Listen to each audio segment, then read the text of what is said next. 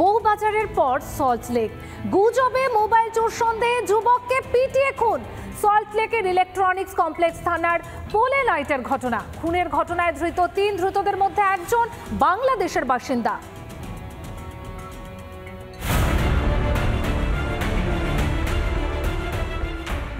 বউবাজারের পর এবার সল্টলেক, ফের মোবাইল চোর সন্দেহে গণপিটুনিতে খুন যুবক। সল্টলেকের ইলেকট্রনিক্স কমপ্লেক্স থানা এলাকার ঘটনা।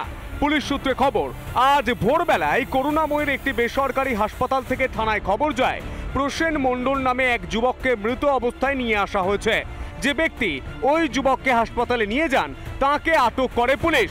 ওই ব্যক্তিকে জিজ্ঞাসাবাদ করে আরও 2 জনকে আটক করা হয়। জানা যায় মোবাইল চুরির সন্দেহে ওই অভিযুক্ত তার ছেলে ও এক বন্ধু মিলে মারধর করেছে প্রসেন মণ্ডলকে। ধৃতরা হলেন তপন সরকার, হর্ষিত সরকার, শ্রীরাম মণ্ডল। এইখানেও কিন্তু যেই যুবকটি মারা গেছেন তিনি কিন্তু গরিব পরিবারের ছেলে। তার এখনো কাঁচা মাটির ঘর রয়েছে। দিদার সাথে থাকতেন। প্রসেন মণ্ডল নাম, 22 বছর বয়স। পায়ের জুতো সেটা কিন্তু এখনো রাস্তায় এইভাবে পড়ে রয়েছে। তিনি প্রাণ বাঁচাতে চেয়েছিলেন, কারণ তাকে 3 জন ধরে মারধর করেছে। এবং তুমি যে ধস্তাধস্তির ছবি সেটাও কিন্তু পরিষ্কার, অর্থাৎ সেখানে কিন্তু ধস্তাধস্তি হয়েছে। পালিয়ে বাঁচার চেষ্টা করেছিল প্রসেন, কিন্তু সে কিন্তু বাঁচতে পারেনি। ধৃতদের মধ্যে একজন বাংলাদেশের বাসিন্দা। মারধর করেছে, কি দিয়ে মেরেছে তা বলতে পারবো না, কিন্তু আপনার ওইখানে চপ্পল ফপল পড়েছিল, ওইখানে বডিটা পড়েছিল, মানে প্রথম পড়েছিল, তারপরে ওর দিদা এইখানে নিয়ে আপনাদের ওই যে ওই বাড়িটার সামনে ওর চপ্পল ফপল এখনো। শুক্রবারই কলকাতার বউবাজারে উদয়ন হোস্টেলে মোবাইল ফোন চুরির অভিযোগে বছর 37-এর ইরশাদ আলমকে পিটিয়ে খুন করার অভিযোগ ওঠে। সেই ঘটনার পুনরাবৃত্তি শনিবার সল্টলেকে। মোহন ঝায়ের রিপোর্ট, রিপাবলিক বাংলা। এবার একটু নজর রাখতে হচ্ছে রায়গঞ্জের দিকে, কারণ সেখানে গতকালের পর আজও উত্তপ্ত রায়গঞ্জ মেডিকেল কলেজ। মারধরের ঘটনায় 2 জনকে গ্রেপ্তার করলেও মূল অভিযুক্ত এখনো কেন অধরা? অভিযুক্তদের শাস্তির দাবিতে আজও বিক্ষোভ। আউটডোর পরিষেবা বন্ধ রেখে বিক্ষোভ চিকিৎসকদের। দুপুর 2টোর পর বিক্ষোভ তুলে নেন চিকিৎসকরা। যে হসপিটালের ঠিক সামনে কিন্তু আজও কিন্তু সেই ব্যানার লাগানো রয়েছেন যে মূল অভিযুক্ত তার ছবি দিয়ে, এবং তাকে কিন্তু গ্রেপ্তার করতে হবে, এমনটা কিন্তু দাবি এই জুনিয়র ডাক্তারদের।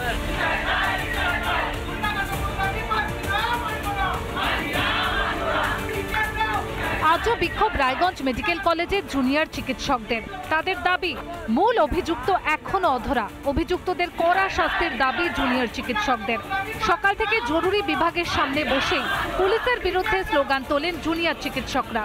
অভিযুক্তদেরকে এখনো পর্যন্ত আইনের আওতায় নেওয়া হয়নি, গ্রেপ্তার করা হয়নি।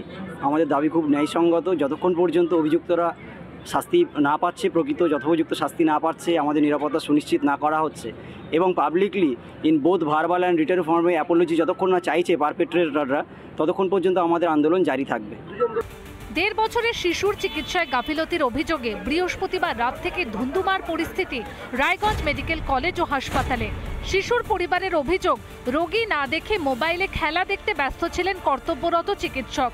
প্রতিবাদ করলে তাদের ওপর চড়াও হন চিকিৎসকরা। পাল্টা চিকিৎসকদের দাবি, তাদেরকেই মারধর করা হয়।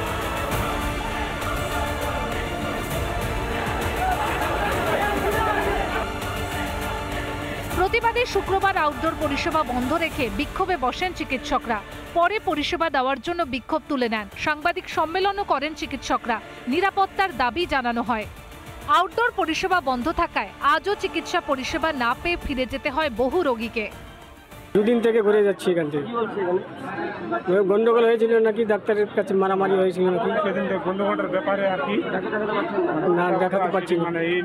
আউটডোরও বন্ধ আছে, মানে টেস্ট নেওয়ার কথা ছিল, টেস্টও নেয়নি। দিকে এসেছি ডাক্তার দেখাতে। দেখালেন না, কি বলছে?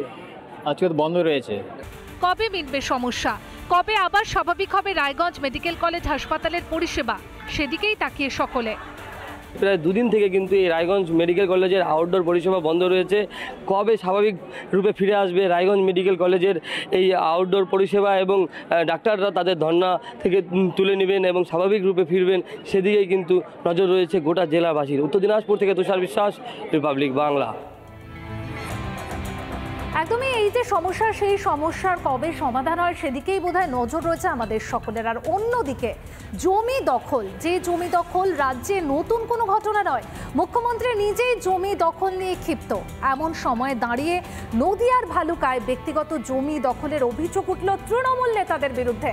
অভিযোগ, নবদ্বীপের ভালুকা কানাইনগর এলাকায় রোডের পাশে একটি জমি কয়েকদিন আগেই কয়েকজন স্থানীয় ব্যবসায়ী কিনেছিলেন। সেই জমি শাসক নেতাদের কম দামে বিক্রি করতে না চাওয়ায় রাতের অন্ধকারে জমি দখল করে দলীয় কার্যালয় তৈরি করা হয়েছে। ঠিক শুনছেন, দলীয় কার্যালয় তৈরির অভিযোগ উঠেছে সেখানে। চিফ সেক্রেটারিকে আমি অর্ডার দিচ্ছি, সেখানে যদি রাম শাম যদু মধু যেই হোক, ইভেন আমিও যদি হই, আমাকেও ছাড়বেন না। আমি জানতে চাই না কে দখল করেছে, কিভাবে করেছে, পেছনে কারা গ্যাং আপ করেছে এবং কিভাবে এগুলো হয়েছে, আমি এসব জানতে চাই। রাজ্যের মুখ্যমন্ত্রী যখন জমি দখল নিয়ে দলীয় নেতা কর্মী এবং সরকারি আধিকারিকদের বিরুদ্ধে ক্ষিপ্ত, ঠিক তখনই তৃণমূল কর্মীর জমি দখল করে অস্থায়ী পার্টি অফিস তৈরির অভিযোগ উঠল তৃণমূলেরই নেতাদের বিরুদ্ধে। ঘটনায় উত্তেজনা নদিয়ার ভালুকায়। পার্টি অফিসের ব্যানার লাগিয়ে দখল করে রেখেছে। তা আমরা এই পরিস্থিতিতে পুলিশের থানার দ্বারস্থ হই। কখন দখল করেছে? কালকে রাতে, গতকাল রাতে। জমির দামের তুলনায় কয়েক গুণ কম দামে জমি বিক্রির প্রস্তাবে সাড়া না দেওয়ায় জমি দখল করা হয় বলে অভিযোগ জমির মালিকের। তার উপরে টিএমসির কিছু ছেলে এসে আমাকে বলে জায়গাটা বিক্রি করবে। আমি বললাম হ্যাঁ। বললো কত দাম? আমি বললাম 15 লক্ষ টাকা দাম। বললো জায়গাটা আমরা 5 লক্ষ টাকা দিচ্ছি, জায়গাটা আমাদের দিয়ে দাও। তো আমি তখন বললাম আমি তো লস করে জায়গাটা দেবো না। তো তারপর ওরা এসে জবরদস্তি দখল করে। দখলদারি শাসক দলের সংস্কৃতি বলে কটাক্ষ বিরোধীদের। তৃণমূল কংগ্রেস করছে আর পার্টি অফিস দখল করবে না, নতুন জায়গা দখল করবে না, সেটা তো হতে পারে না। এই জিনিস চলছে সারা বাংলা জুড়ে চলছে, আমাদের এখানেও তার ব্যতিক্রম কিছু নয়, এভাবে চলছে। তৃণমূল কংগ্রেস করে বলেই তো তারা আজকে লাভবান হচ্ছে, পার্টি অফিস দখল করছে, লোকের জমি দখল করছে। এখন তৃণমূলের জায়গা দখল করছে। যারা জমি দখল করেছে তারা তৃণমূলের নেতা কর্মী নয়, শাসক দলকে কালিমালিপ্ত করার চেষ্টা চলছে, সাফাই স্থানীয় তৃণমূল নেতৃত্বে। যারা করেছে এরা তৃণমূলের কেউ না, বা এরা প্রমোটার, ব্যবসা করে, এই ব্যাপার। তৃণমূলকে কালিমালিপ্ত করার জন্য এরা তৃণমূলের ব্যানারটাকে ব্যবহার করে, এরা তৃণমূল কেউ না।